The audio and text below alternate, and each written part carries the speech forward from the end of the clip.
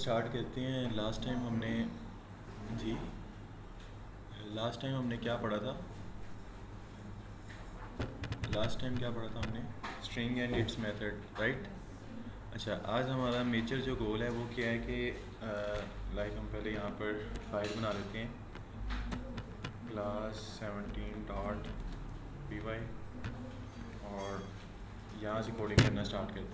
अच्छा, मेजर आज का हमारा जो गोल है ना वो ये है कि अभी तक हम क्या कर रहे हैं, एक ही फाइल के अंदर कोड करते जा रहे हैं, ऐसी है कि नहीं? मतलब कि if else for loop function सब कुछ एक ही फाइल के अंदर हम सारा इकोसिस्टम मैनेज कर रहे हैं। बट जब प्रोजेक्ट ऑब्वियसली बड़ा होगा उसमें फिर एक फ़ाइल में करेंगे ये तो थाउजेंड्स ऑफ लाइंस में कोड चला जाएगा, और नॉर्मली हमारा स्टैंडर्ड रहता है कि एक फ़ाइल में 500 लाइन से ज़्यादा हम कोड नहीं करते हैं। ओके, तो इस स्टैंडर्ड को मेंटेन रखते हुए पाइथन ने एक कंसेप्ट निकाला, पाइथन मॉड्यूल्स। सही है। उसमें उसने क्या कहा कि हम कोड करेंगे, उस कोड को डिफरेंट फाइल्स के अंदर उसकी डिवीजन करेंगे। जैसे हम डेटाबेसेस के साथ आगे खेलेंगे ना, तो डेटाबेसेस में डिफरेंट मेथड्स होते हैं, लाइक डाटा ऐड करने का मेथड, डाटा मंगवाने का मेथड, अपडेट का मेथड, डिलीट का मेथड। अब पाइथन मॉड्यूल्स कहते हैं कि ये सारे एक ही फाइल के अंदर नहीं होने चाहिए। हमें क्या करना चाहिए कि क्रिएट का अलग फाइल में होना चाहिए, अपडेट का अलग फाइल में होना चाहिए, डिलीट का अलग फाइल में होना चाहिए, ताकि अंडरस्टैंडिंग बनी रहे एक अच्छी। सही है। उसके अलावा और बहुत सारी छोटी छोटी चीज़ें होती हैं कि हम एक फ़ाइल के अंदर सारा मैनेज नहीं कर सकते। ठीक है, तो हमें फिर इस चीज़ से हम कह रहे मजबूर हो जाते हैं मल्टी फाइल्स बनाने के लिए। ठीक है, अब अगर मल्टी फाइल्स हमने बनानी है उसको किस तरह से हैंडल करना है आज हमने ये सीखना है। ओके, अब जस्ट हम क्या करते हैं कि यहाँ पर मैं एक फ़ाइल बनाता हूँ, उसको मैं कह देता हूँ टेस्ट कह लें .py। ओके, यहाँ पर मैंने लेट्स सपोज एक वेरिएबल बनाया है यूज़र नेम, और इसमें रखा मोहम्मद जुहेब। अब ये यूज़र नेम मैंने इस फाइल के अंदर नहीं मुझे चाहिए, मुझे चाहिए इस फाइल के अंदर। ठीक है, इसी तरह अगर बड़े लेवल पे सोचें, हमने कोई फंक्शंस या कोई वेरिएबल्स बनाए हैं एक सेपरेट फाइल के अंदर, लेकिन मुझे चाहिए किसमें, इस मेन फाइल के अंदर। ठीक है, तो पाइथन हमसे कहता है कि आप क्या करें, उस चीज़ को इंपोर्ट कर लें। ठीक है, जिस तरह मीन के बाय डिफ़ॉल्ट ना यहाँ पर सारी चीज़ें एक्सपोर्ट होती हैं। जब आप फाइल्स बनाते हो ना, उसमें जो भी राइट करते हो वो बाय डिफ़ॉल्ट एक्सपोर्ट होता है पाइथन में। जिस तरह एक्सपोर्ट इंपोर्ट का बिजनेस होता है ना, उसमें क्या होता है कि जो सामान भेजते हैं वो वहाँ से क्या करते हैं, एक्सपोर्ट, और हम यहाँ पर जिसको भी चाहिए होता है वो जाके इंपोर्ट कर लेता है। सेम काम यहाँ पर है, हम फाइल्स में कोड करेंगे ना, वो बाय डिफ़ॉल्ट एक्सपोर्ट हो चुका है, पाइथन ने कर दिया है। ठीक है, अब हमें जहाँ उसकी नीड होगी हम क्या करेंगे, उसको इंपोर्ट करके यूज़ कर लेंगे। ठीक है, अब यहाँ पर ये मैंने एक वेरिएबल बनाया ना, मुझे कहाँ पर इसकी नीड है, क्लास 17 के अंदर। तो पाइथन कहते हैं आपने क्या करना है, आपने पहले लिखना है फ्रॉम। क्या लिखना है? फ्रॉम, मतलब बताना है कि कहाँ से मंगवाना है। कहाँ से मंगवाना था? टेस्ट, मतलब फाइल का नेम क्या है, टेस्ट। आपने एक्सटेंशन नहीं यहाँ पे साथ लिखनी, सिर्फ नेम लिखना है, फ्रॉम टेस्ट। फिर आगे आपने बताना है इंपोर्ट, और इंपोर्ट क्या करना है, उसका नेम इसके आगे आपने लिख देना है। सही है, मैंने उसको बताया है कि इंपोर्ट फ्रॉम टेस्ट, मतलब टेस्ट की फाइल से इंपोर्ट करो क्या, यूज़र नेम, और उस यूज़र नेम को मैं यहाँ पे प्रिंट कर लेता हूँ। अब अगर इसको रन करें, पाइथन क्लास 17.py, तो यहाँ पर देखें क्या आ रहा है, मोहम्मद ज़ुहैब। लेकिन ये लिखा किस में था मैंने, टेस्ट के अंदर, लेकिन यूज़ कहाँ पे हुआ है, 17 के अंदर। इसी तरह हम हर चीज़ को कोई इसमें 1000 ऑफ लाइन का कोड भी होता, मुझे अगर इसमें एक भी कंट्रोल चलाना था ना क्लास 17 के अंदर, मुझे क्या करना है, सिंपली फ्रॉम आगे फाइल का नेम, फिर इंपोर्ट, और उस फाइल में से कौन सी चीज़ आपने इंपोर्ट करनी है वो बता देनी है। सही है। अच्छा, अब ये डेफिनेटली कोई वेरिएबल हो सकता है या फिर कोई फंक्शन हो सकता है। जिस तरह अगर हम इसमें फंक्शन बनाए, लेट्स सपोज डेफ, और इसको हम कह देते हैं सम, और यहाँ पर मैं कहता हूँ कि यहाँ पर ले लेते हैं इसके पैरामीटर्स ए बी, और यहाँ पर ए बी का सम कर दिया। सही है। अब ये मैंने एक फंक्शन बनाया है यहाँ पर, लेकिन मैं कहता हूँ ये फंक्शन मैंने कहाँ पे यूज़ करना है, क्लास 17 के अंदर। ठीक है, तो पाइथन हमसे क्या कहते हैं कि आपने क्या करना है, या तो इसी तरह करें फ्रॉम टेस्ट इंपोर्ट सम। सही है, इस तरह कर लें, या फिर आप क्या करें, यहाँ पर यूज़र नेम के आगे कॉमा लगा के बता दें, क्योंकि फाइल एक ही है ना, एक ही फाइल से इंपोर्ट करना है, तो आप उसी के आगे कॉमा लगा के सेकंड चीज़ बता दें आप क्या इंपोर्ट करना चाह रहे हो। ओके, और इस फंक्शन को यहाँ पर मैं सिंपली कॉल कर लेता हूँ सम 10 और 20। ओके, और यहाँ पे प्रिंट कर लेते हैं रिजल्ट। सही है, अभी मुझे क्या आएगा, एक फंक्शन मैंने वहाँ पे बनाया है, उसमें दो पैरामीटर्स आ रहे हैं और ये फंक्शन उन दोनों को सम अप करके वापस रिटर्न कर रहा है। सही है, तो रिजल्ट के अंदर क्या आना चाहिए, मस्ट वेव और 30, मतलब काम सही कर रहा है कि नहीं कर रहा, मतलब कोड उस फाइल के अंदर ही है। हम यहाँ से पैरामीटर्स भी पास कर रहे हैं और पैरामीटर्स पास कर रहे हैं ना, और वहाँ से हमें जवाब भी आ रहा है। ठीक है, तो ये पाइथन के अंदर कुछ मॉड्यूल्स हैं, लाइक डिफरेंट, अगर मल्टीपल फाइल्स होती है ना तो उनको मेंटेन करने के लिए ये एक कंसेप्ट है कि हम इस तरह से उसको इंपोर्ट कर लें। अच्छा, एक ये चीज़ है, एक और होती है, लाइक इसमें आप जितने भी फंक्शंस बनाते जाएंगे, यहाँ पर कॉमा लगा लगा के आगे बताते जाएंगे कि ये भी इंपोर्ट कर लो, ये भी इंपोर्ट कर लो। एक ये तरीका है कि आप फ्रॉम टेस्ट इंपोर्ट आगे कंट्रोल का नेम लिखें। एक तरीका होता है कि आप क्या करो, इंपोर्ट लगाओ और आगे फाइल का नेम बता दो, कौन सी फाइल है, टेस्ट। अब ये क्या करेगा, ये पूरी की पूरी फाइल को इंपोर्ट कर लेगा, टेस्ट फाइल को। सही है, लेकिन मुझे पूरी फाइल तो चाहिए ही नहीं। ऐसी है कि नहीं, जैसे लेट्स सपोज अगर मैंने पूरी फाइल को इंपोर्ट कर लिया, उस फाइल में यूज़र नेम भी है, उस फाइल में सम का फंक्शन भी है, तो मैं फिर यूज़र नेम को कैसे एक्सेस करूँगा, मैं लिखूँगा यहाँ पर टेस्ट डॉट यूज़र नेम। सही, मतलब डॉट लगा के फिर आपने उस फाइल में से जौन सा भी मॉड्यूल एक्सेस करना है वो आपने बताना है। सही है, समझ आ गई कि नहीं। इसी तरह फिर सम के लिए भी साथ क्या आ जाएगा, टेस्ट डॉट। सही है, समझ आ गई। एक तरीका है कि आप क्या करेंगे, फ्रॉम आगे फाइल का नेम, फिर इंपोर्ट और आगे मॉड्यूल का नेम। दूसरा तरीका क्या है, आप करें इंपोर्ट फाइल का नेम। सही है, कि इंपोर्ट फाइल क्या करेगा, सारी की सारी फाइल को इंपोर्ट कर लेगा, फिर उसमें से आपको कोई भी चीज़ चाहिए तो आपने क्या करना है, डॉट लगा लगा के उसको एक्सेस करना है। इतनी समझ आ गई, इतने में कोई कन्फ्यूजन है तो बताएं। अच्छा, ये दूसरा तरीका हो गया। एक और तरीका होता है कि लाइक यहाँ पर मैंने इंपोर्ट किया सम के फंक्शन को। सही है, अब मैं कहता हूँ कि लेट्स सपोज सम का फंक्शन इस फाइल के अंदर भी है, सम का फंक्शन एक और फाइल के अंदर है। ठीक है, अब एक फाइल में अगर दो नेम हो जाएंगे सम के, तो क्या होगा, बाद में आने वाला पहले वाले को ओवरराइड कर देगा। अच्छा, इसके लिए फिर पाइथन हमसे कहते हैं आप क्या करो कि इसको इंपोर्ट करते वक्त एक अपनी तरफ से एक नया नेम दे दो। लाइक मैं इसको कह देता हूँ एज अ ऐड। ठीक है, अब अगर ये फंक्शन मैंने यूज़ करना है तो इसका नेम क्या होगा, ऐड, क्योंकि फंक्शन सम का ही है। ठीक है, लेकिन इस फाइल के अंदर मैंने उसको पहचान दी है ऐड की। सही है, अब अगर दो सम के फंक्शन होंगे दो डिफरेंट फाइल्स के अंदर, एक का मैं नेम चेंज कर दूंगा, दूसरे का इफेक्ट नहीं करेगा। जिस फाइल से इंपोर्ट कर रहे हैं ना उसमें फाइल नेम सेम ही रहेगा, सम ही रहेगा, बट जिसके अंदर आपने उसको नया नेम असाइन दिया है उसमें वो नया नेम यूज़ होगा। यहाँ पर मैंने ऐड किया ना, अब जहाँ भी इस फाइल में मुझे सम को यूज़ करना है मैं ऐड को यूज़ करूँगा। सही है, अभी अगर इसको चलाएं तो अभी भी आउटपुट सेम रहेगी। ओके, इतने में कोई कन्फ्यूजन। अब तीन चीज़ें हमने देखी हैं। एक, अगर मल्टी फाइल्स तो बनानी है। सही है, क्योंकि आगे हम फास्ट एपीआई वगैरह पढ़ेंगे ना, उनका एक अपना पूरा फोल्डर स्ट्रक्चर है कि मतलब ये फाइल्स होंगी, ये फोल्डर्स होंगे, इस तरह से उन फाइल के अंदर डाटा होगा। ये आगे फास्ट एपीआई में जाएंगे या फिर आगे लैंगचेन लैंग्राफ में जाएंगे, उनके अपने स्टैंडर्ड्स हैं। ठीक है, कि कोड करना है तो आपने यही स्ट्रक्चर बिल्ड करना है। ओके, उस स्ट्रक्चर के खिलाफ जाएंगे तो काम खराब होगा। अब वहाँ पर हम इस तरह के बहुत सारे काम करेंगे, मतलब बहुत सारी फाइल्स को हम इंपोर्ट भी किया करेंगे, उनमें डाटा शेयरिंग भी किया करेंगे, उनमें से डाटा मंगवाया भी करेंगे। अब उन चीज़ को करने के लिए ये हम डिस्कस कर रहे हैं। ओके, अभी से इसकी बेस बना लेंगे ना तो वहाँ पे प्रॉब्लम नहीं होगा। पहली चीज़ क्या है कि मल्टी फाइल्स बनानी है, लाइक ऐड का अलग फंक्शन सारे एक फाइल्स के अंदर होंगे, वेरिएबल्स एक फाइल के अंदर होंगे, इफ एल्स एक फाइल के अंदर होगी, फॉर लूप्स एक फाइल के अंदर होगी, अभी समझने के लिए। ठीक है, फिर जिस भी कंट्रोल को मैंने लगाना है, लाइक फॉर लूप को चलाना है, तो मैं क्या करूँगा, फ्रॉम आगे फाइल का नेम इंपोर्ट, और आगे जोन से भी कंट्रोल्स आपने इंपोर्ट करने हैं ना वहाँ से उनके नेम्स लिखते रहने हैं कॉमा लगा लगा के। ओके, समझ आ गई कि नहीं।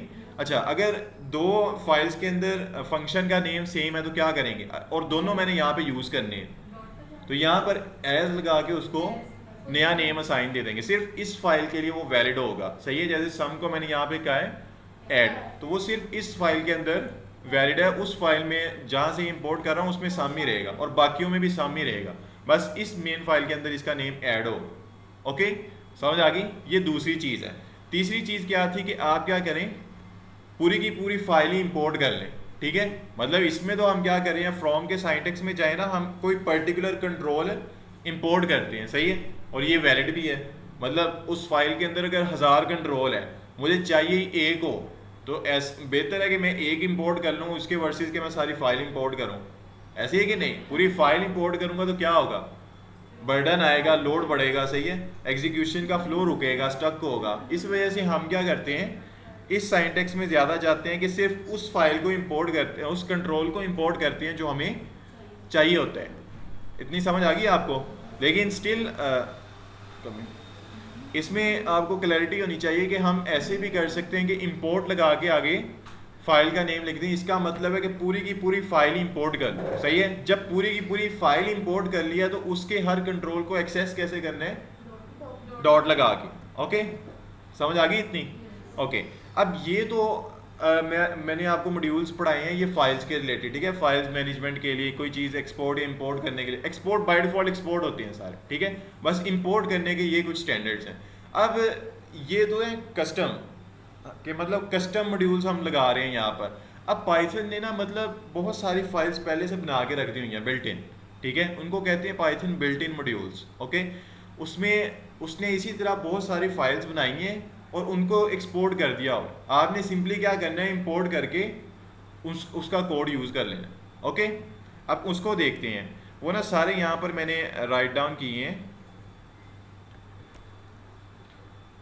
ये मॉड्यूल्स जो है ना, ये मॉड्यूल्स ये बहुत पावरफुल होते हैं। लाइक इसमें आप इसको कहें पूरी मेरे कंप्यूटर का डाटा उड़ा दे, आप कहोगे लाइक इस तरह के पाइथन ने मॉड्यूल्स बिल्ट इन बना के रखे हैं कि लेट्स वो मैंने देखना हो ये फोल्डर कौन सा है, इसमें कौन कौन सी फाइल्स हैं, इसमें एक नया फोल्डर बन जाए, इसमें कोई फाइल डिलीट हो जाए, फिर टाइम के रिलेटेड, मैथ के रिलेटेड बहुत सारे उसने बिल्ट इन मॉड्यूल्स बना के रख दिए हुए हैं पाइथन ने। ओके, तो आप वन बाय वन उनको डिस्कस करना है। ये कस्टम में तो कोई इशू नहीं है ना कि इसमें इंपोर्ट और इंपोर्ट कैसे करना है, दो तरीके हैं। और एक इंपोर्ट करते वक्त उसका नेम चेंज करने के लिए हमने एज का कीवर्ड पढ़ा है। अच्छा, अब यहाँ पर रीडमी के अंदर आते हैं और वन बाय वन इसकी इंस्ट्रक्शंस देखते जाते हैं और इनको डिस्कस करते रहते हैं। ओके, अब यहाँ पर कह रहा है Python date and time modules complete guide, this readme cover all, नीचे आ जाते हैं।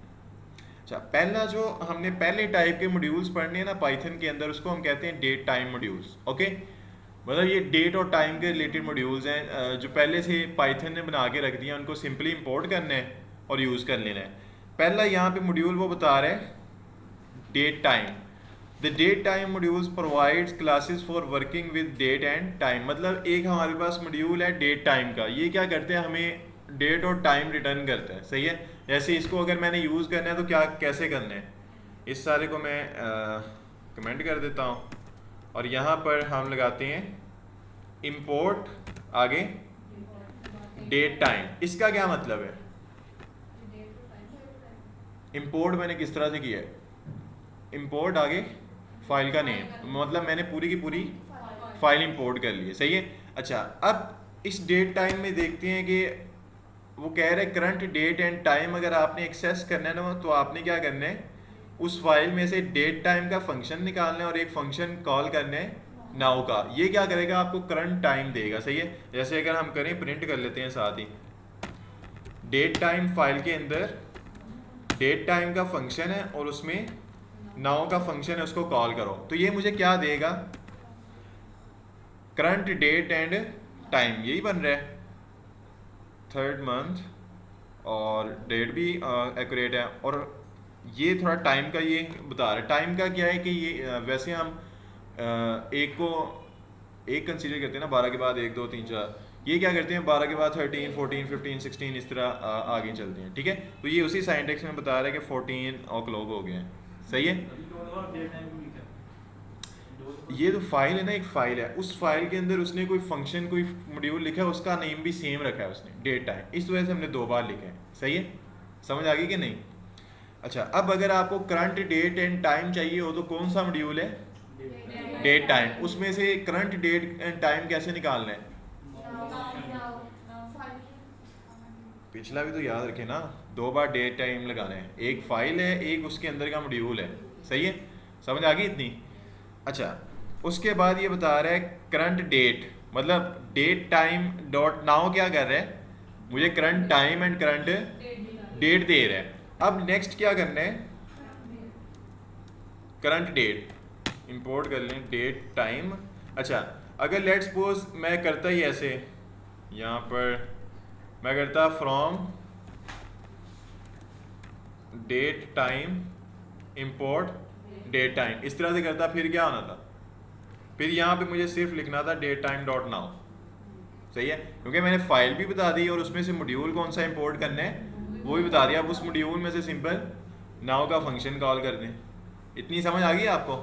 अच्छा, अब करंट डेट एंड टाइम हो गया, अब हमने देखनी है करंट डेट कैसे लेनी है। तो उसके लिए वो क्या कह रहे हैं, कहाँ पे गया, ये है, इसके लिए वो कह रहे हैं डेट टाइम के अंदर डेट का मॉड्यूल है, उसमें आपने टुडे का फंक्शन कॉल करेंगे तो ये आपको करंट डेट दे देगा। यही वाली एग्जांपल उठा लेते हैं यहाँ पर और यहाँ पे पेस्ट करते हैं।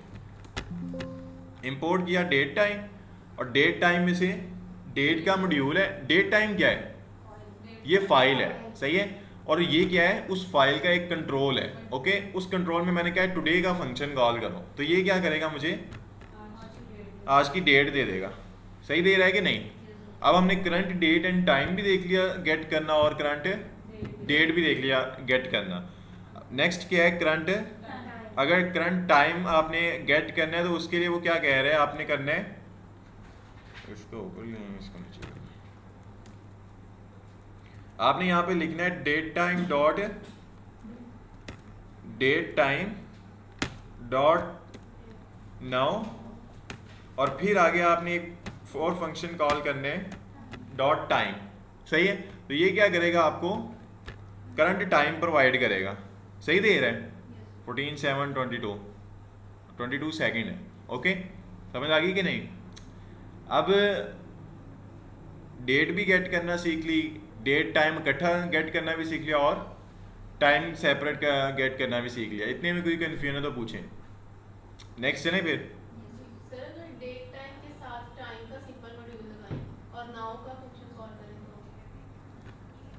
लाइक किस तरह से?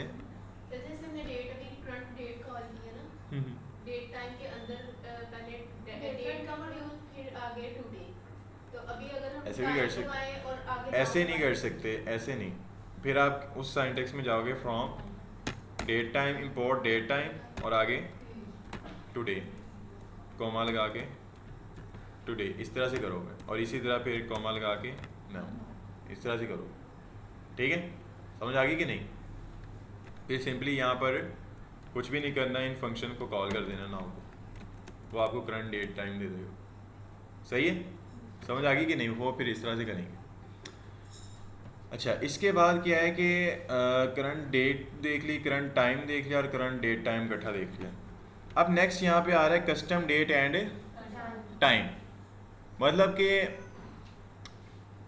वो कह रहे हैं अगर आपने कोई कस्टम डेट बनानी है तो वो भी आप बना सकते हो। जैसे अगर हम लेट्स सपोज, अभी तो ये मुझे क्या दे रहा है, करंट काम दे रहा है, लेकिन अगर लेट्स सपोज मुझे करंट चाहिए ना हो, मुझे कोई पहले की टाइम चाहिए हो, फिर वो कह रहे हैं आप क्या करो,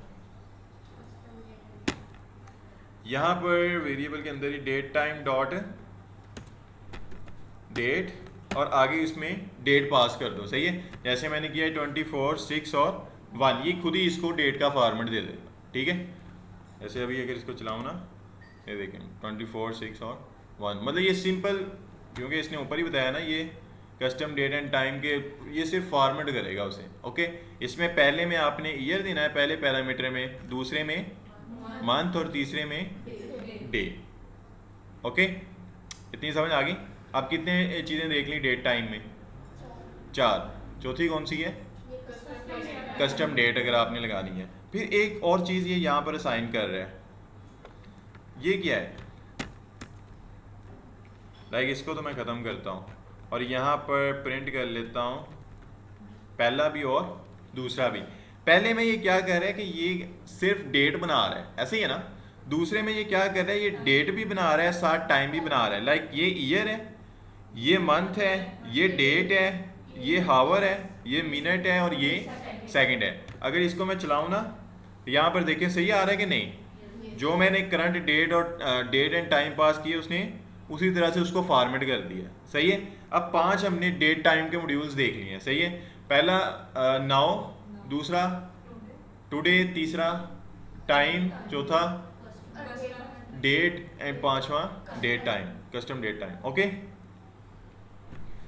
आगे ये क्या बता रहा है कि लेट्स सपोज अगर आप किसी स्ट्रिंग को, लाइक अभी तो ये पहले ईयर बता रहा है, फिर मंथ बता रहा है, फिर डेट बता रहा है, फिर इसी तरह आगे हावर, मिनट और सेकंड बता रहा है। अगर इसको आप चेंज करना चाहते हो, आप कह रहे हो मंथ पहले आना चाहिए या डेट बाद में आनी चाहिए, तो वो क्या कह रहे हैं, आप इसको फॉर्मेट कर सकते हो किस तरह से।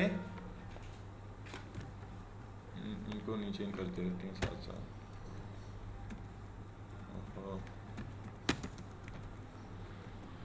किस तरह से फॉर्मेट कर रहा है ये, अभी यहाँ पर एक प्रॉब्लम है।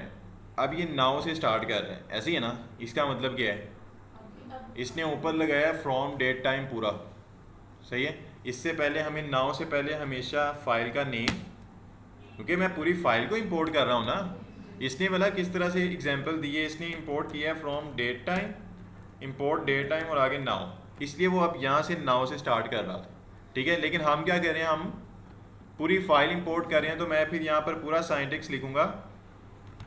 डेट टाइम फाइल है, फिर उसमें डेट टाइम, फिर उसमें डॉट है नाउ।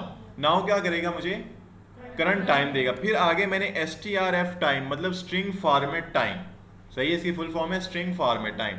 यहाँ पे मैं बता रहा हूँ कि पहले डेट होगी, फिर मंथ होगा, फिर ईयर होगा, फिर हावर, फिर मिनट, फिर सेकंड। अभी अगर इसको चलाएं तो क्या होना चाहिए, सही आ रहा है। पहले डेट आ गई, फिर मंथ आ गया, फिर ईयर आ गया। मतलब सिंपल आपके पास date and current date and time आएगा, आपने डॉट strf टाइम लगा के उसको क्या कहते हैं उसे फॉर्मेट कर लेना, ठीक है। %d mean date, %m month, %year और %h हावर्स, %m मिनट्स और %s सेकंड्स। इतनी समझ आ गई आपको कि फॉर्मेट किस तरह से करना है।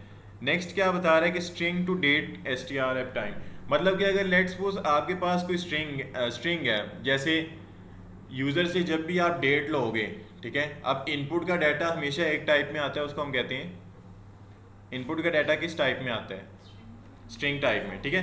अब अगर मैंने डेट के साथ खेलना है, डेट पे कैलकुलेशन लगानी है, तो उसका टाइम डेट टाइम ही होना चाहिए, मतलब उसकी टाइप डेट टाइम होनी चाहिए, ऐसे ही है ना। तो वो कह रहा है कि अगर आपने स्ट्रिंग को कन्वर्ट करना है डेट टाइम के फॉर्मेट के अंदर, तो आप क्या करो, यहाँ पर हम इसकी एग्जांपल अगर उठाएं, ये एक स्ट्रिंग में डेट है, ये क्या कर रहा है, उसको एक फंक्शन है strp टाइम मतलब स्ट्रिंग p आ रहा है, इसका क्या मतलब है, स्ट्रिप टाइम। अच्छा, इसका नेम है स्ट्रिप टाइम, सही है। तो स्ट्रिप टाइम का मतलब क्या है, पहले में आपने बताना है कि कौन सी स्ट्रिंग को फॉर्मेट करना है, दूसरी में बताना है कैसे करना है, ठीक है। समझ आ गई कि नहीं। ये क्या करेगा, स्ट्रिंग को कन्वर्ट कर देगा आपके पर्टिकुलर फॉर्मेट के अंदर और इसकी टाइप भी चेंज कर देगा, सही है। अब अगर इसको अगर हम प्रिंट करें डेट ऑब्जेक्ट, ये पीछे वाला तो क्लियर है ना, डेट टाइम तो साथ लगाना है। इसके आगे आपने बस बता ही जाना है कि कौन सा इसका फंक्शन कॉल करना है। मैं बता रहा हूँ strp टाइम, स्ट्रिप टाइम। इसमें इसके 2 पैरामीटर्स हैं। पहले में आपने बताना है कि इस डेट को आपने कन्वर्ट करना है डेट में, दूसरे में पैटर्न बताना है उसको, ओके। अब अगर इसको हम चलाएं तो ये देखें, ये क्या कर रहे हैं, पहले डेट थी, फिर ये कौन से वाला कर रहा है प्रिंट, ये वाला कर रहा है। अच्छा, इसमें इसने क्या किया है, सिंपली क्या किया है, पहले डेट मंथ ईयर उल्टा कर दिया इसने, है ना। सॉरी इसने टाइप चेंज करनी थी, इसने फॉर्मेट नहीं था करना। इसने तो बता रहा ना स्ट्रिंग टू डेट, इसने टाइप चेंज करनी, इसने फॉर्मेट नहीं करना। फॉर्मेट करने के लिए इसके आगे हमें फिर लगाना पड़ेगा डॉट, कौन सा है फंक्शन, स्ट्रिप टाइम, वो लगाना पड़ेगा। फिर इसमें बताएंगे ईयर्स, मंथ और डेट। अब ठीक है, समझ आ गई? मतलब जो स्ट्रिप टाइम है ना, स्ट्रिप टाइम, इसका मतलब है कि इसने डाटा टाइप को कन्वर्ट करना है। लाइक ये डाटा टाइप कौन सी है, स्ट्रिंग। लेकिन जब हम कैलकुलेशंस वगैरह कर रहे होते हैं ना डेट टाइम, लेट्स सपोज मुझे बर्थडे निकालनी है किसी की, अब मैं क्या करूँगा, करंट टाइम लेके डॉट नाउ से ले लूँगा करंट टाइम, सही है, उसकी टाइप होगी डेट, सही है, क्योंकि ये डेट टाइम का जो मॉड्यूल्स है ना, इसके जितने भी फंक्शंस है इनकी डाटा टाइप डेट है, सही है। अब यूज़र से जो आ रहा है उसकी टाइप क्या है, स्ट्रिंग। अब स्ट्रिंग और डेट कभी भी रिलेट नहीं कर सकते साथ, इसलिए उसने कहा कि आप स्ट्रिंग को कन्वर्ट कर सकते हैं थ्रू स्ट्रिप टाइम मेथड, ठीक है। इसमें पहले में सिंपली आपने, इसका वैसे पैरामीटर एक ही है, ओके, दूसरे में तो वो जस्ट आपको फॉर्मेट कर रहे हो उसको, ओके। पहले में आपने सिंपली आपने स्ट्रिंग दे देना, ये उसको डेट टाइप में कन्वर्ट कर देगा। जब दोनों डेट टाइप हो गए फिर आप इजीली बर्थडे कैलकुलेट कर सकते हैं, ओके। समझ आ गई कि नहीं, कि ये सिंपली डेटा टाइप कन्वर्ट कर रहा है स्ट्रिप टाइम। अच्छा, उससे नेक्स्ट क्या है, टाइम के मॉड्यूल्स। ये ऊपर वाले जितने भी थे ये सारे डेट टाइम के रिलेटेड थे, सही है। अब ये नीचे डिफाइन कर रहा है टाइम के मॉड्यूल्स। ये डिस्कस करने से पहले हम ये ऊपर वाले एक बार रिवाइज कर लेते हैं सारे। कौन था पहला, उसने बताया डेट टाइम, सही है। ये क्या करता है, मुझे करंट डेट एंड टाइम, मतलब डेट टाइम में एक नाउ का फंक्शन है, ये क्या करता है, मुझे current date and time return करता है, सही है। फिर उसके बाद उसने मुझे दिया करंट डेट गेट करने का मेथड, वो कौन सा है, डॉट टू डेट। फिर करंट टाइम गेट करने का मेथड, वो कौन सा है, dot now dot time, okay, समझ आ गई। फिर वो बता रहा है कस्टम डेट एंड टाइम। इसमें क्या करना है आपने, मतलब फंक्शन वही है डॉट डेट का, डेट को कन्वर्ट करना है सिंपली आपने, उसमें 3 पैरामीटर पास कर देने, ईयर्स, मंथ और डेट, वो खुद ही उसको डेट में कन्वर्ट कर देगा, ठीक है। डेट टाइम दोनों को करना है तो उसके लिए मेथड है डेट टाइम, उसमें डेट भी पहले पास कर देंगे फिर टाइम भी पास कर देंगे, वो दोनों को फॉर्मेट कर देगा। फिर यहाँ पर नेक्स्ट आ रहा है फॉर्मेटिंग strf टाइम। लाइक अगर आप कहते हो मंथ पहले आए, ईयर बाद में आए, डेट बाद में, उससे बाद में आए, तो उसके लिए हम करते हैं स्ट्रिंग फॉर्मेट टाइम का फंक्शन यूज़ करते हैं, ठीक है। इसमें आपने जो भी पैटर्न बनाना है वो सिंपली पास कर देंगे, सही है। उसके बाद यहाँ पर एक हमने फंक्शन पढ़ा स्ट्रिप टाइम, जो क्या करते हैं, स्ट्रिंग को कन्वर्ट करते हैं डेट की टाइप के अंदर। अच्छा, अब नेक्स्ट हम देखते हैं टाइम के मॉड्यूल्स। अच्छा, एक और चीज़ है वो मैं आपको बताता हूँ, लाइक करंट अगर डेट एंड टाइम लेना है तो किस तरह से लेना है, डेट टाइम डॉट नाउ, ऐसे ही है ना। ये मुझे क्या करेगा, करंट डेट एंड टाइम दे देगा। मैं इसमें से भी कुछ पर्टिकुलर चीज़ें गेट कर सकता हूँ, लाइक मैं कह दूँ नाउ डॉट ईयर, कि मुझे इस करंट डेट एंड टाइम में सिर्फ ईयर चाहिए, तो वो बता रहा है 2026। मतलब इस स्ट्रिंग में से आपको जो जो भी डाटा चाहिए ना, आप सेपरेट एक्सेस कर सकते हो। सिंपली क्या करना है, डॉट लगा के बताइए, पहले उसको एक वेरिएबल के अंदर स्टोर कर लेना है, ठीक है। मैंने इसको एक वेरिएबल में स्टोर कर लिया है। अब उस स्ट्रिंग में से मैं जो जो चाहूँ एक्सेस कर सकता हूँ, लाइक ईयर है, फिर मंथ, डे, तो ये मुझे सेपरेट दे देगा, 26, 3 और 30। समझ आ गई। अच्छा, नेक्स्ट इसी तरह आप टाइम हावर्स, मिनट और सेकंड ले सकते हो इनसे। डेट टाइम के बाद यहाँ पर नेक्स्ट मॉड्यूल्स हैं टाइम के बाद, सिर्फ टाइम के, सिंपल टाइम रिलेटेड ऑपरेशंस। इसमें आपने क्या करना है, इंपोर्ट कर लेना है पूरे की पूरे। अब इंपोर्ट टाइम कर रहे हैं, इसका मतलब क्या है, पूरी टाइम की फाइल को इंपोर्ट कर लो। अब इसमें पहला ये एक फंक्शन बता रहा है डॉट टाइम, ये क्या करता है, मुझे करंट टाइम देता है, सही है।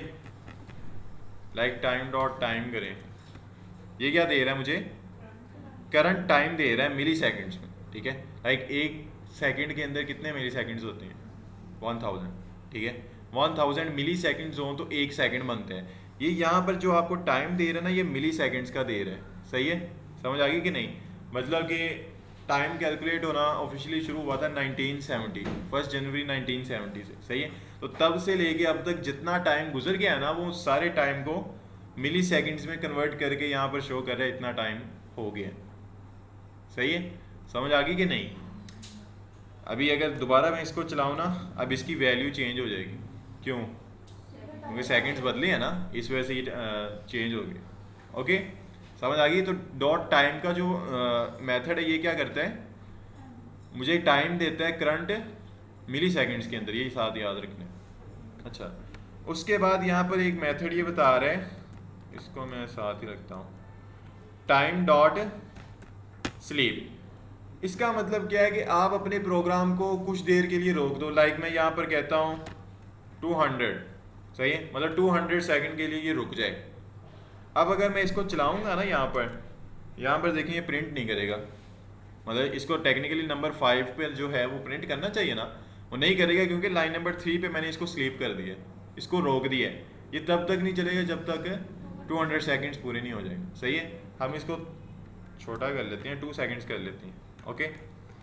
अब अगर इसको चलाते हैं तो 1 2, अब ये चला देगा इसको, सही है, समझ आ गई कि नहीं। कि अगर किसी पॉइंट के ऊपर हमारे फंक्शन में थोड़ा डिले चाहिए, लाइक कोई बड़ी कैलकुलेशंस होनी है, अब उनमें टाइम लगता है, ठीक है, तो आप अपने जो फंक्शन है उसको इस तरह से रोक सकते हो, स्लीप कर सकते हो, ठीक है, समझ आ गई। अच्छा, उसके बाद ये बता रहे हैं रीडेबल टाइम, मतलब स्लीप हो गया, ये हो गया। यहाँ पर एक हमारे पास फंक्शन होता है सी टाइम, मतलब करंट टाइम। ये कह रहा है कि उसको चलाओ, जो डॉट टाइम का मेथड था ना, वो आपको मिली सेकेंड्स में दे रहा था टाइम, ऐसे ही है ना। लेकिन जो डॉट सी टाइम है ना, ये आपको क्या कर रहा है, ये आपको एक मतलब ह्यूमन रीडेबल फॉर्मेट में टाइम बता रहा है कि मंडे मार्च 30 डेट है और ये टाइम हुआ है, सही है। अब इजीली अंडरस्टैंड हो रहा है कि नहीं हो रहा, ओके। तो अगर मुझे मिली सेकेंड्स में चाहिए टाइम तो मैं डॉट टाइम का मेथड यूज़ कर लूँगा, अगर फॉर्मेट में चाहिए तो सी टाइम कर लूँगा। अच्छा, उसके बाद लोकल टाइम का ये कह रहा है, इसको भी चला के देख लेते हैं। ये क्या करेगा, क्या कर रहा है ये मुझे लोकल टाइम बता रहा है, ईयर मंथ डे एक टपल की फॉर्मेट में, ऐसी है कि नहीं, ऐसी है ना, एक टपल की फॉर्मेट में बता रहा है। फिर मिनट सेकंड, आगे डब्ल्यू डे वाई डे, ये पता नहीं कौन कौन से डे है, ये साथ बता रहे हैं, सही है। मतलब ये लोकल टाइम का फॉर्मेट मुझे भी नहीं अभी तक समझ आएगा कभी, ओके। तो हम ज़्यादा सी टाइम के साथ ही चलेंगे। अच्छा, उसके बाद यहाँ पर 3rd नंबर पे मॉड्यूल्स हैं। टाइम के मॉड्यूल्स का क्लियर है, डेट टाइम के हमने डिस्कस कर लिए, हमने सिंगल टाइम के डिस्कस कर लिए। अब नेक्स्ट हमारे पास मॉड्यूल्स हैं कैलेंडर, ये देख लेते हैं। इस सारे को नीचे ले जाता हूँ और यहाँ पर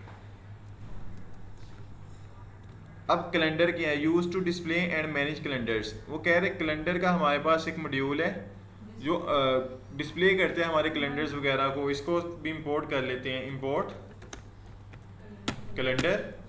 अब यहाँ पर इसका पहला मेथड है डॉट मंथ, ये क्या करेगा, चलाएं इसको, ये क्या कर रहा है, ये 2026 का 3rd मंथ कौन सा था, मार्च, वो सारा यहाँ पे उसका कैलेंडर प्रिंट कर रहे हैं, सही है। ये अच्छी चीज़ है। सिंपली इसमें पहले में क्या करना है आपने, पहले ईयर बताना है किस ईयर का चाहिए, फिर दूसरे में किस मंथ का चाहिए वो बताना है, ओके। तो ये आपको पूरा एक कैलेंडर नीचे डिस्प्ले कर देगा। अच्छा, उससे नेक्स्ट कौन सा है, डिस्प्ले मंथ हो गया। अगर डिस्प्ले ईयर करना है आपने लाइक तो हम करेंगे यहाँ पर ईयर और सिंपली उसमें ईयर पास कर देना, तो ये क्या करेगा, एरर दे देगा। एरर क्यों दे रहा है, क्या देगा, अच्छा कैलेंडर डॉट ईयर करना, सही है। अब अगर इसको चलाएंगे क्या कह रहे हैं, function object has no attribute, अच्छा ये नहीं, वैसे होता था पहले पाइथन के अंदर, अब नहीं है, चलो खैर। ये क्या कर रहा है, ये पूरे ईयर का मुझे कैलेंडर डिस्प्ले कर रहा है, जनवरी फेब मार्च अप्रैल मई जून जुलाई अगस्त सितंबर अक्टूबर नवंबर और दिसंबर, सारे मंथ्स के उसने कैलेंडर्स मुझे शो कर दिए। ओके, इसके मेथड्स काफ़ी पावरफुल हैं, ऐसे ही है ना। एक कैलेंडर का था, दूसरा हमने इससे पहले कौन सा पढ़ा है, डॉट मंथ। इसमें पहले में आपने पास करने ईयर और दूसरे में उसका मंथ। इसके बाद ये बता रहा है लीप ईयर चेक, कि अगर लेट्स सपोज लीप ईयर कौन से होते हैं, जो 4 पे डिवाइडेड होते हैं, ठीक है, मतलब 4 साल बाद आने वाला साल हमारा लीप ईयर होता है। हाँ, उसमें फेब 29 का होता है। तो ये आप कैसे अगर चेक करना हो कि कौन कौन से ईयर्स लीप हैं, तो आप क्या करो, यहाँ पे प्रिंट कर लेते हैं इज लीप, और आगे जौन सा भी आपने चेक करना है ना वो बता देंगे। मैं कह रहा हूँ 2024 ये लीप है कि नहीं, तो ये बता रहे हैं ट्रू लीप है, क्योंकि 20 के बाद 24 आता है ना, उसके बाद 4 के टेबल में। अगर यहाँ पे मैं करूँ ना 26, तो ये मुझे कहेगा फॉल्स, सही है, लीप ईयर भी चेक हो गया। Time delta from date time,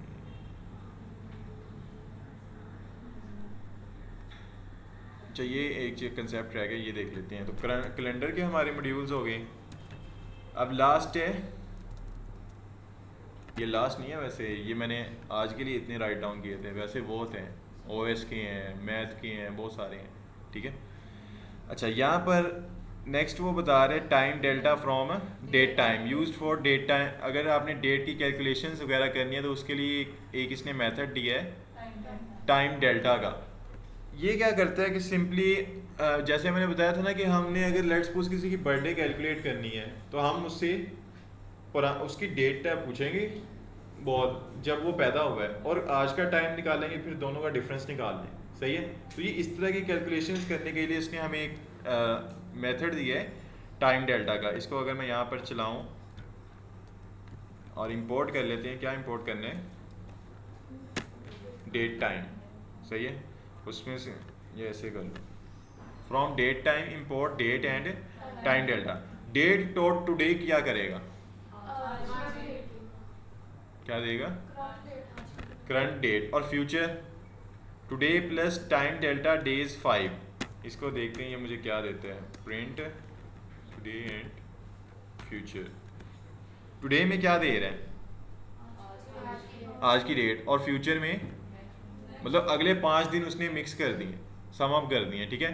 और वो बता रहा है कि फिर मंथ हो जाएगा 4, डेट हो जाएगी 4, सही है। तो ये इस काम आता है अगर आपने डेज सम अप करनी है।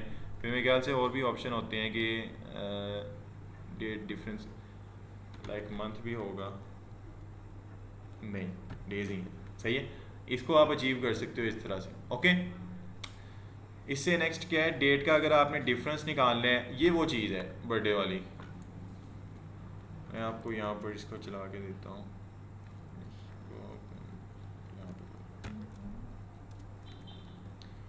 यहाँ पर डेट 1 है 2026 3 और 30, और दूसरा है 2026 4 मंथ और 5।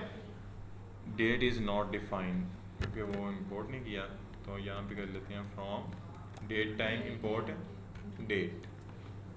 क्या दे रहा है मुझे 6, ये बता रहा है कि 30 से लेके 5 डेट के दरमियान कितना डिफरेंस है, 6 दिन का, 6 डेज़ का ये डिफरेंस है। अब लेट्स सपोज अगर हम यहाँ पर किसी की बर्थडे लिखें 04 12वां महीना और 30 डेट, और आज हम कर लेते हैं 2026 12 और 30, तो यहाँ पर उसकी डेज आ जाएंगी 8035 डेज उसने स्पेंड कर लिए हैं वर्ल्ड के अंदर, ओके। अब इन पे कैलकुलेशंस लगा के हम बता सकते हैं उसकी एज क्या है, ठीक है। समझ आ गई कि नहीं इतनी आपको? ये आज के लिए इतना रखते हैं, इतने मॉड्यूल्स मेरे ख्याल से काफ़ी हैं कि नेक्स्ट चलें। अच्छा, पहले मॉड्यूल्स हमने पढ़े डेट टाइम के, सही है, दूसरा ओनली टाइम्स के, फिर कैलेंडर के, और फिर हमने ये डेल्टा टाइम दिखा और इनके डिफरेंस या सम अप निकालने के लिए हमने मॉड्यूल्स देखे। All okay? इतने में कोई कन्फ्यूजन तो नहीं है? ठीक है। अभी हमने क्या करना है कि पाइथन मॉड्यूल्स हमने स्टार्ट किए हुए हैं, उनमें से एक नेक्स्ट कैटेगरी के मॉड्यूल्स पढ़ने हैं रैंडम, ठीक है। अच्छा, रैंडम क्या है कि ये ना मैथ के रिलेटेड है। जैसे आपको मैंने प्रोग्राम्स की लिस्ट दी थी ना, उसमें बहुत सारी ऐसी चीज़ें थी लाइक जिसमें हमें वो कह रहा था कि रैंडमली कोई चीज़ पिक करनी है, ठीक है। मतलब इस तरह की जो चीज़ें हैं वो हमें ये चीज़ें प्रोवाइड कर रहे हैं रैंडम। इसमें क्या होता है कि मैं इसको इंपोर्ट करता हूँ रैंडम को, और इसमें हम कह देते हैं कुछ भी output equal to random dot, एक हमारे पास फंक्शन होता है रैंडम का, रैंडम इंटीजर।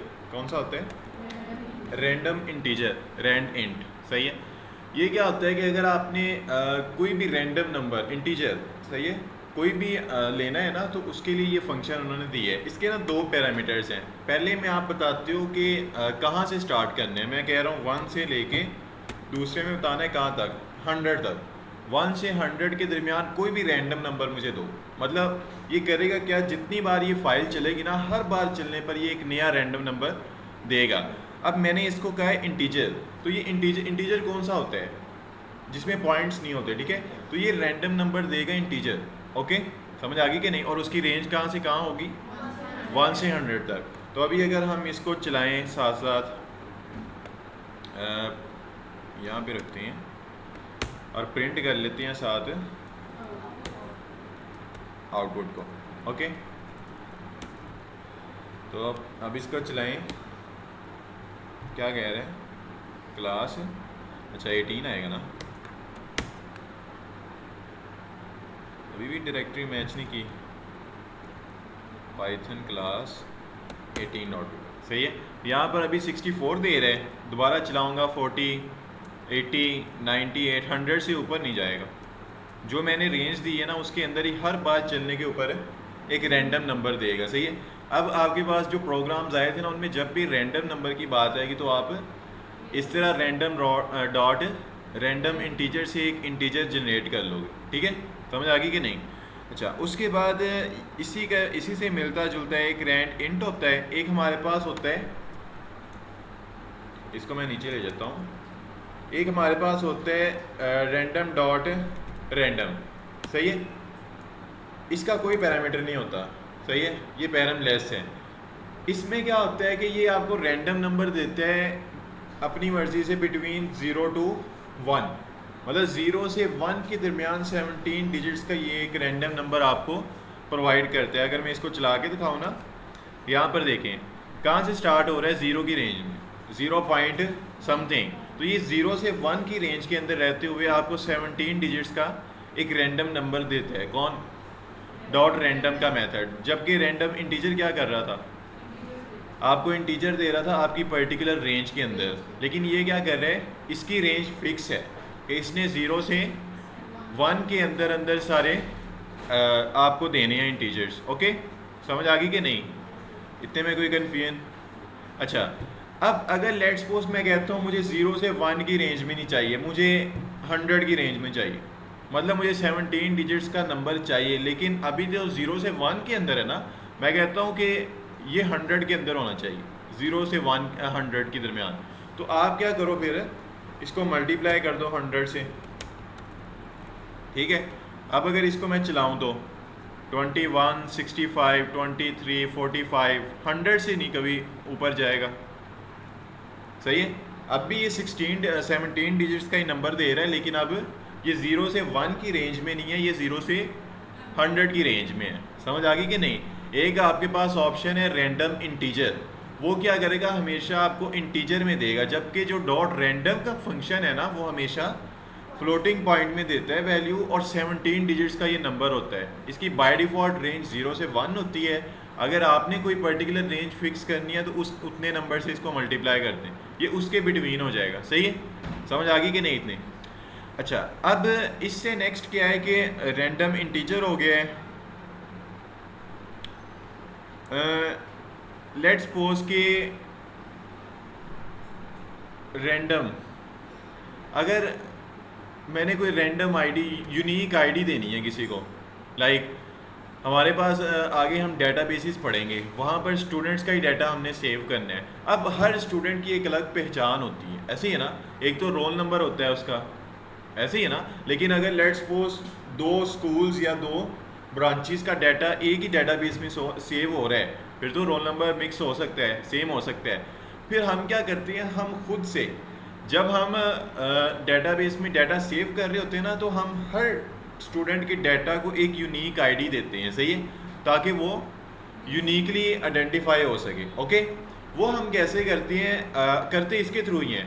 मैं आपको करके दिखाता हूँ कि लेट्स सपोज मैं इसमें कह लेता हूँ कि सिंबल्स या सेंड्स कह लें उसे, कोई स्ट्रिंग है उसमें इस तरह के कोई इंटीजर्स सिंबल्स हैं। ओके, फिर मैं कहता हूँ एक यूनिक आईडी जनरेट करनी है, ठीक है, तो कैसे करेंगे? रैंडम डॉट रैंडम तो मुझे क्या देगा, 17 डिजिट्स का नंबर देगा, ऐसे ही है ना। इसको मैं मल्टीप्लाई कर देता हूँ, ये 0 से 1 की रेंज में देगा, तो मैं इसको मल्टीप्लाई कर लेता हूँ किसी बड़े नंबर से, ठीक है। और अगर ये मुझे इंटीजर में चाहिए तो क्या करूँ फिर इसको, लाइक अभी तो मैं आउटपुट में देखूंगा तो ये क्या करेगा, ये मुझे नंबर दे देगा। मैंने क्योंकि नंबर बहुत बड़ा मल्टीप्लाई किया है, लेकिन ये पॉइंट्स में दे रहा है, मुझे पॉइंट्स में नहीं चाहिए, ठीक है। तो मैं इसको क्या करूँ फिर, कन्वर्ट कर लूँ इंटीजर के अंदर। तो इसको कट करो और यहाँ पर कर लो इंटीजर। ओके, इंटीजर के अंदर किया है ना, आप देखो पॉइंट्स में नहीं आएगा, सही है, समझ आ गई कि नहीं? लेकिन अभी इसकी डाटा टाइप फिर क्या होगी, नंबर, इंटीजर, ठीक है। अब इसके अंदर नंबर हो गया, और क्या होना चाहिए, और क्या होना चाहिए, नंबर, इसमें ABC कैरेक्टर्स भी होते हैं, लाइक इस तरह के कुछ सिंबल्स भी इन्वॉल्व होते हैं इसमें, या आप ABCD भी कुछ कर लें, यहाँ पर कर लें, यहाँ पर कर लें, जिस तरह आपने करना है, ठीक है। अब ये कुछ मैंने रैंडमली सिंबल्स बनाए हैं विद हमारे कैरेक्टर्स, ABC कैरेक्टर्स। अब यहाँ पर हम क्या करें, लॉजिक अपनी कोई लगा सकते हैं यूनिक आईडी जनरेट करने के लिए कि सेंड, इसमें से कोई एलिमेंट को एक्सेस करना है तो कैसे करते हैं, स्क्वायर ब्रैकेट लगा के इसमें मैं कहता हूँ रैंडम डॉट रैंडम इंटीजर। मतलब रैंडम डॉट रैंडम इंटीजर क्या करता है, आपको इंटीजर देता है, ऐसे ही है ना, बना के जो आप रेंज देते हो। मैंने कहा इंटीजर बना के दो, 0 से लेके जितनी सेंड की लेंथ है, ऐसे ही है, मतलब इस स्ट्रिंग की जितनी लेंथ है उसके अंदर अंदर मुझे कोई भी एक नंबर बना के दो। ओके, और उसमें से 1 माइनस कर दो। ऐसा क्यों है, क्योंकि लेंथ इंडेक्स से एक आगे होती है, इसलिए मैंने इसमें से -1 की है। अच्छा, अब अगर मैं चलाऊंगा ना इसको, ये क्या कर रहा है, अच्छा ये स्ट्रिंग है और ये नंबर है, इसलिए वो सम अप नहीं कर रहा, तो मैं इसको फिर कन्वर्ट कर देता हूँ स्ट्रिंग के अंदर। ओके, इस तरह से कर लें। अब चलाते हैं इसको, अब देखें लास्ट पे एक आ रहा है, उस स्ट्रिंग में से एक एक करैक्टर ये हर बार पिक कर रहे हैं, सही है। अब अगर आपको सिर्फ एंड पे नहीं चाहिए, स्टार्ट में भी चाहिए, सेंटर में भी चाहिए, तो क्या करेंगे, इसको ही कॉपी करके इसको स्टार्ट में भी प्लस कर लें यहाँ पर। ओके, फिर जहाँ जहाँ आपने करने साथ कर लें, तो ये इस तरह से हो जाएगा। तो ये इस तरह से ये हर बार एक यूनिक आईडी मुझे देगा, कभी भी सेम नहीं होगा ये। क्यों, क्योंकि मैच डॉट जो रैंडम है ना, रैंडम ये हमेशा एक यूनिक नंबर देता है, नया नंबर देता है, कभी भी सेम नहीं करता, ठीक है। अब अगर सेम करने के चांसेस हो भी जाएं तो क्या प्रॉब्लम है, मतलब अगर ये सेम मुझे दे भी देता है, यहाँ पर सेम नहीं होगा, ठीक है। तो ये हमेशा एक यूनिक आईडी मुझे रिटर्न करेगा और वो मैं हर स्टूडेंट को प्रोवाइड कर दूँ, ठीक है। एक काम लोग और भी करते हैं कि जो टाइम है ना, टाइम उसको साथ प्लस कर देते हैं। जैसे यहाँ पर मैं कहता हूँ इंपोर्ट क्योंकि टाइम भी हमारा सेम नहीं ना होता, तो लोग इसको ज़्यादा यूनिक करने के लिए यहाँ पर फिर टाइम भी साथ कर लेते हैं। str इसमें आप कर लें, टाइम में से टाइम निकालना हो तो इस तरह करते हैं ना, इस तरह से, ऐसे भी लोग करते हैं। अब ये आपको क्या कह रहे हैं, अच्छा इतना के रखते हैं, ज़्यादा भी इतना के, ओके। अब इसको चलाएं, ठीक है। अब उससे भी ज़्यादा यूनिक है। अब टाइम जो है वो आपको पॉइंट्स में दे रहा है, तो टाइम को भी क्या करेंगे, इसको भी कन्वर्ट कर लेंगे इंटीजर के साथ, ओके। मल्टीप्लाई बाय 100 कर लें। एक तो ना ये इतना स्मार्ट है, सारा कुछ खुद ही कर देते हैं। कहाँ पे है, हाँ इतना सही है, ओके। अब ये मैंने कोई अपनी पर्टिकुलर लॉजिक लगाई है जिसके थ्रू मैं एक रैंडम यूनिक आईडी जनरेट कर रहा हूँ। इंटीजर, ये फ्लोटिंग पॉइंट हो गया, इसको थोड़ा कम कर लें, इतना के काफ़ी है।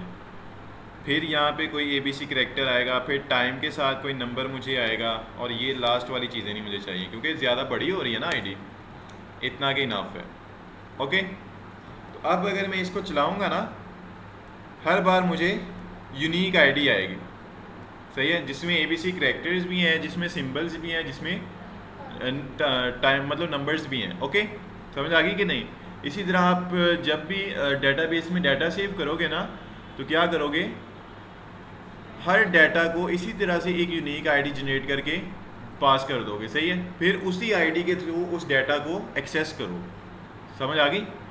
इतने में कोई कन्फ्यूजन है तो पूछें। कौन सा वाला ये, इसमें हमने सिंपली क्या किया है कि एक स्ट्रिंग है, स्ट्रिंग, सही है।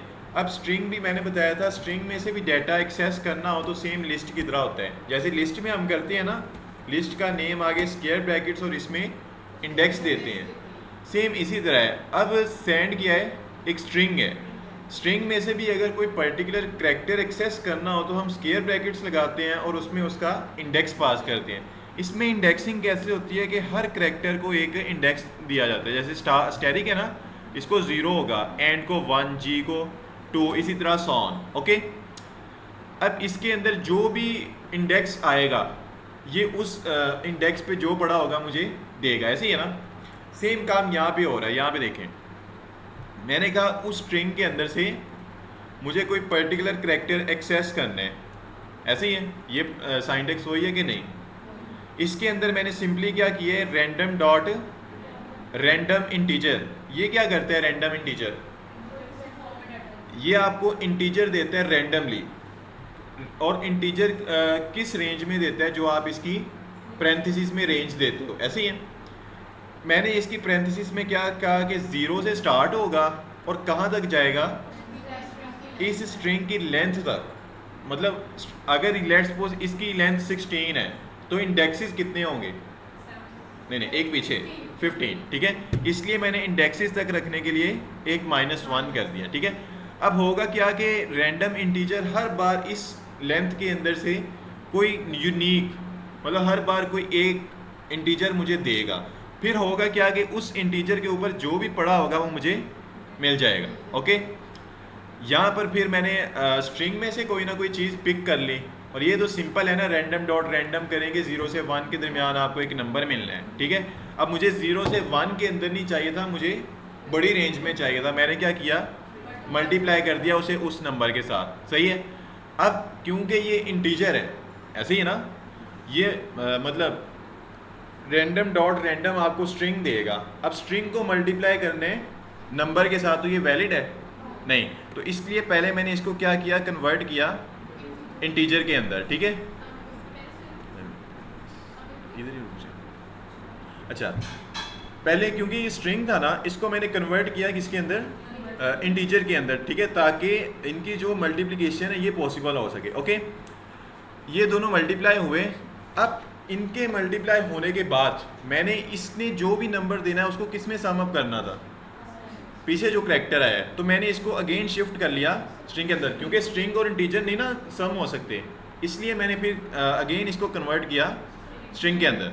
फिर इसको और यूनिक करने के लिए लाइक मैंने कहा था कि शुरू में भी एक करैक्टर आना चाहिए इस स्ट्रिंग में से और सेंटर में भी आना चाहिए, तो मैंने सेंटर में भी वही लॉजिक कॉपी पेस्ट कर दी। अब एंड पे ये टाइम का क्या जिक्र है कि मतलब मैं चाहता हूँ कि ये आईडी हमेशा यूनिक रहे। अब यूनिक इसी तरह से हो सकती है कि मैं इसको यूनिकनेस के साथ बनाऊँ। लाइक टाइम है ना हमारा, ये हमेशा यूनिक ही होता है, हर बार चेंज होने पे नया टाइम आता है। इसलिए मैंने क्या किया, टाइम डॉट टाइम, ये हमने कल पढ़ा था, ये क्या करता है, ये मुझे करंट टाइम देता है मिली सेकेंड्स में। लाइक टाइम ऑफिशियली कैलकुलेट होना शुरू हुआ था 1 जनवरी 1970 से, तब से लेके अब तक जितना भी टाइम गुजर गया है, ये टाइम डॉट टाइम का फंक्शन क्या करते हैं, वो मुझे मिली सेकेंड्स में दे देता है। तब से लेके अब तक जितना टाइम गुजरा है वो मिली सेकेंड्स में मुझे रिटर्न करते हैं। मैंने जो भी टाइम मिला उसको मल्टीप्लाई कर दिया 1000 के साथ। अब क्योंकि ये स्ट्रिंग था, इसको मैंने इंटीजर में कन्वर्ट किया ताकि ये मल्टीप्लिकेशन हो सके। फिर मैंने दोबारा इसको स्ट्रिंग में कन्वर्ट किया ताकि ये इनके साथ सम अप हो सके, ठीक है। इसलिए फिर इनकी आउटपुट में क्या हुआ, मुझे हर बार एक यूनिक आईडी मिल गई। अब जब भी हम डेटाबेस के साथ काम कर रहे होंगे ना, तो जब भी डाटा सेव करना है आपने हर डाटा को एक यूनिक आईडी देनी है, इसी तरह से जनरेट करके, ठीक है। तो आगे अगर हम फास्ट एपीआई पढ़ेंगे ना, तो ये चीज़ आपने याद रखनी है, तब मैं आपसे पूछूंगा। ओके, अटेंडेंस लगा लें सर। अच्छा, अब नेक्स्ट कौन सी हैं कि रैंडम हमारे हो गए मैथ के related. This modules provides mathematical functions, like इनको हम कमेंट कर देते हैं और ऊपर आ जाते हैं, जिसमें हम क्या करते हैं, इंपोर्ट मैथ। अब ये कुछ मैथ के रिलेटेड हमें बिल्ट इन मॉड्यूल्स देगा, सही है, जिनकी अपनी अपनी फंक्शनैलिटी होगी, वो हम देख लेते हैं। लाइक इसमें ना आउटपुट पहला एक मैथ का फंक्शन है, उसको हम कहते हैं math dot square root, SQRT।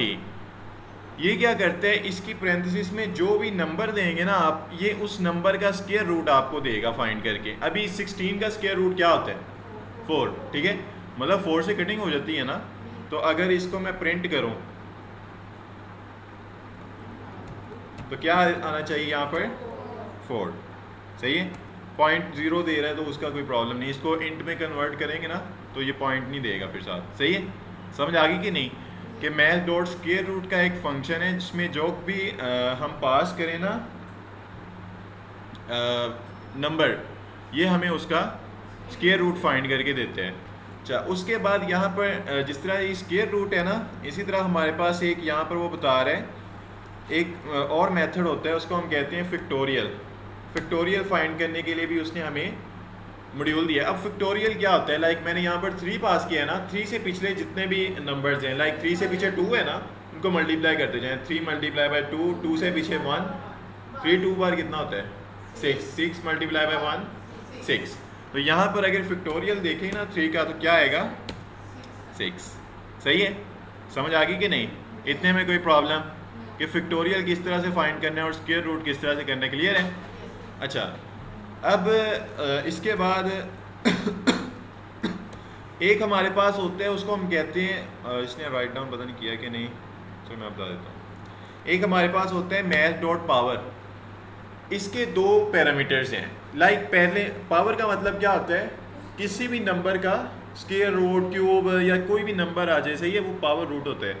अच्छा, अब इसके 2 पैरामीटर्स हैं। पहले मैं आप बताती हूँ किस नंबर की पावर लेनी है, मैंने कहा 2 की लेनी है। दूसरे पैरामीटर में बताती हूँ कि कितनी लेनी है, सही है। मैं कहता हूँ कि हाथ वाला रखते हैं 3, सही है, ठीक है। अब 2 की पावर 3 कितना होता है, 8, सही है। तो अब यहाँ पर अगर मैं आऊँगा ना, तो ये मुझे बता रहा है इतना 8.0, सही है। लेकिन अगर ये हमारे बहुत काम आते हैं, जैसे मैं कहूँ 2 का मुझे फाइंड करके दो 100 कितना होता है, मतलब 2 की पावर 100 कितना होता है, तो ये मुझे फाइंड करके देख कि इतना होता है, सही है। समझ आ गई कि नहीं, इतने में कोई problem.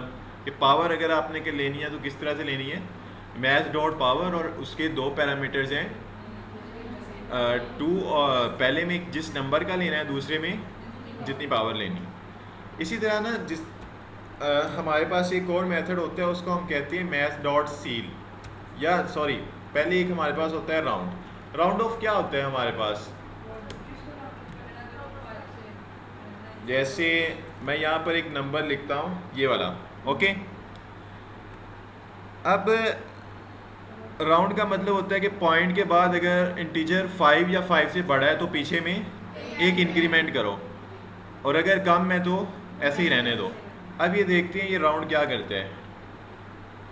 Math has no attribute round, अच्छा इसमें नहीं है, वो जावास्क्रिप्ट में होता है, इसमें वैसे होना चाहिए अगर हम लेट्स सपोज 2 करें।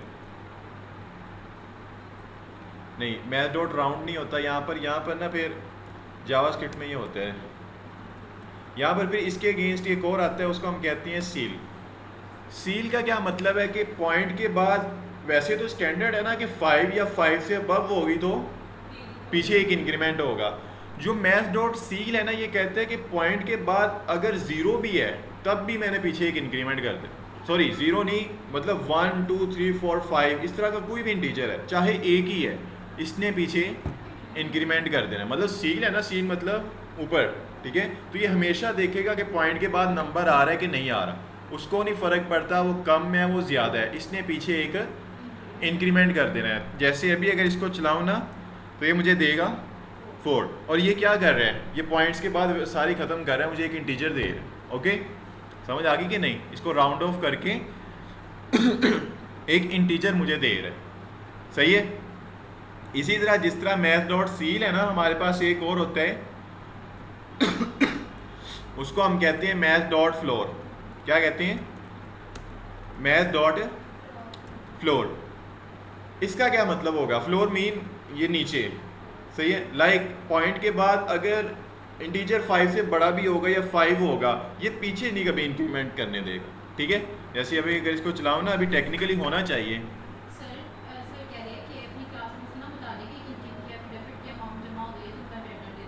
ये आ ही नहीं रही अभी रेगुलर आ ही नहीं रहे, करना क्या है।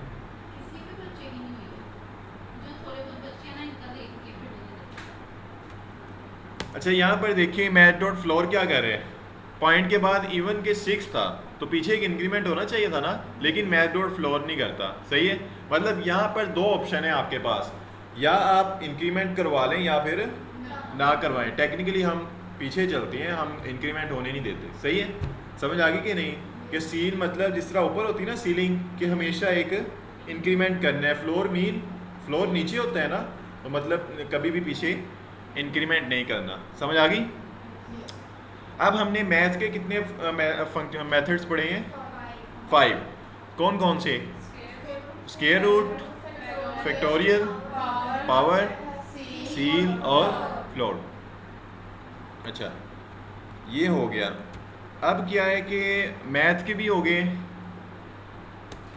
अब एक रह गए हैं बस लास्ट, सही है। उसको करने से पहले हम सारे रिवाइज कर लेते हैं। हमने पहले पढ़े डेट टाइम के, फिर टाइम के, फिर रैंडम, फिर कैलेंडर। अच्छा कैलेंडर भी था, कैलेंडर बड़ा फ़ायदे में था वैसे, है ना। Date time, time calendar, time delta और रैंडम और मैथ। तो हमने 6 टाइप के मॉड्यूल्स अभी डिस्कस कर लिए हैं। अब लास्ट रह गए हैं, सही है। ये है ओएस के related. This module provide function for interacting the operating system, सही है। मतलब ये हमारे ऑपरेटिंग सिस्टम के साथ खेलने वाले हैं, ओके। लाइक इनको अब मैं कमेंट कर देता हूँ।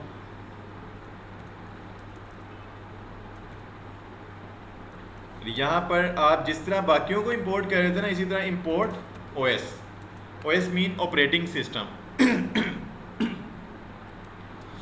अब इसका एक मेथड होता है ओएस का, ओएस डॉट गेट CWD। मतलब CWD mean C mean current, W mean working, D mean directory. Directory mean मेरा फोल्डर, सही है। मतलब जो मेरी लोकेशन है ना उसको मैंने डायरेक्टरी कहते हैं हम IT की दुनिया में, ओके। अब मैं इसको क्या कह रहा हूँ, गेट करंट वर्किंग डायरेक्टरी। मतलब जो मेरा करंट फोल्डर है ना जिसमें मैं काम कर रहा हूँ वो मुझे दो, ओके। तो अब अगर हम देखें तो आउटपुट में ये क्या दे रहा है, उसका पाथ, ठीक है। मैंने कहा है ना गेट करंट वर्किंग डायरेक्टरी।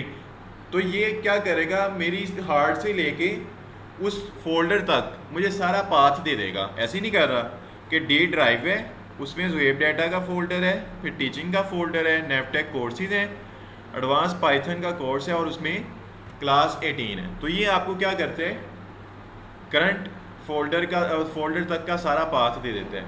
समझ आ गई इतनी? अच्छा, फिर वो कह रहे हैं कि इसके साथ करंट डायरेक्टरी हो गया। अच्छा, इसने बहुत कम किए हैं। हम क्या करते हैं, इसके पास आते हैं, इससे मैंने वैसे पूछे भी थे ऑपरेटिंग सिस्टम्स के, ये हैं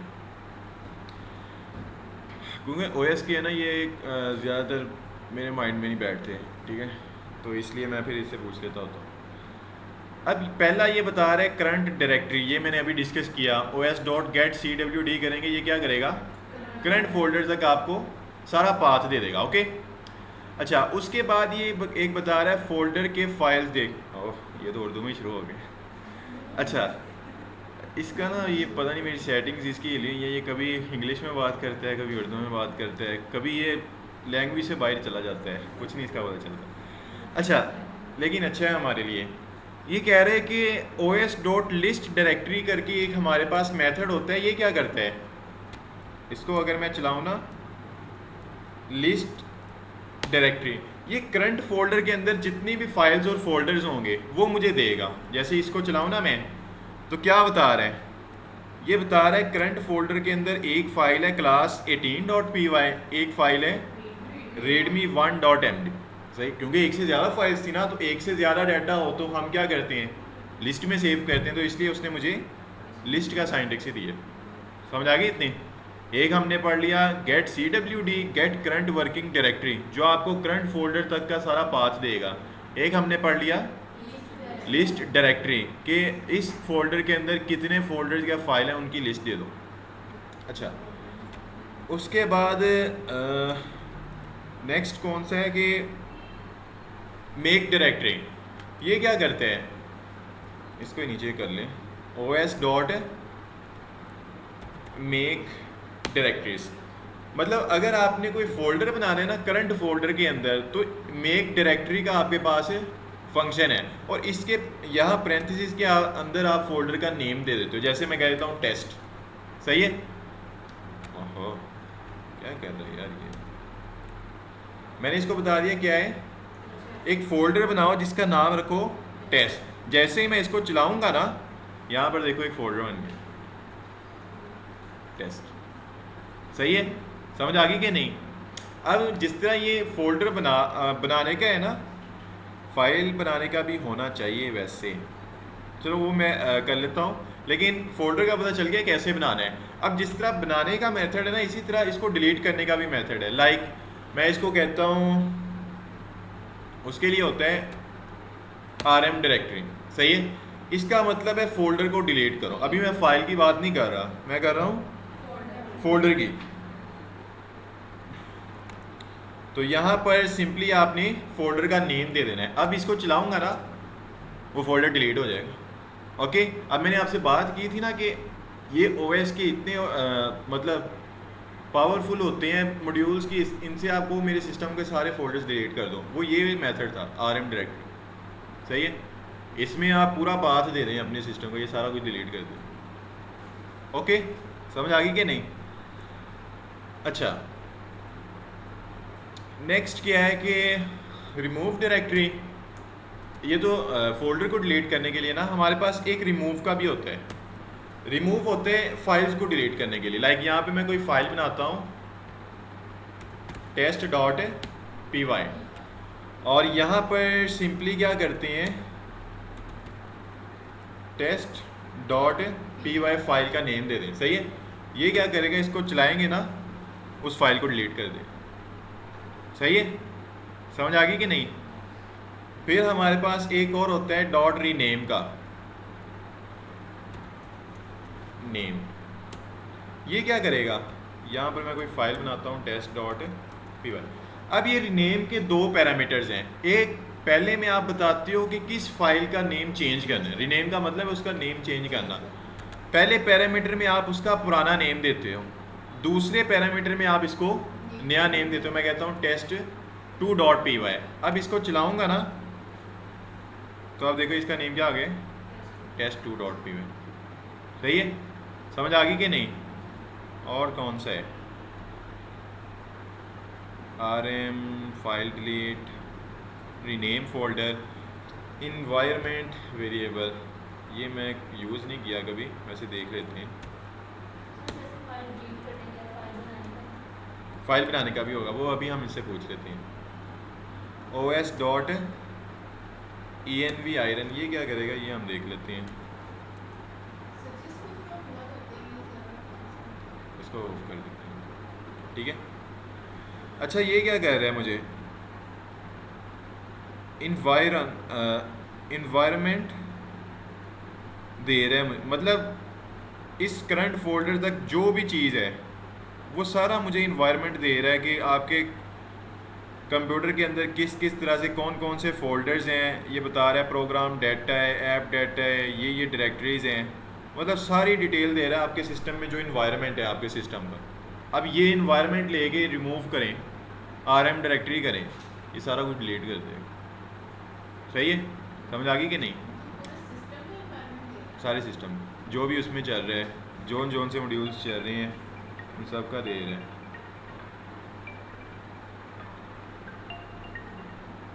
इतना समझ आ गया?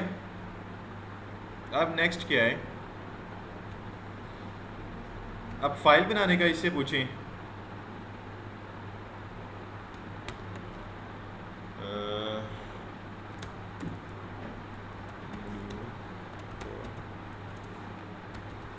क्रिएटिंग न्यू फाइल, सही है।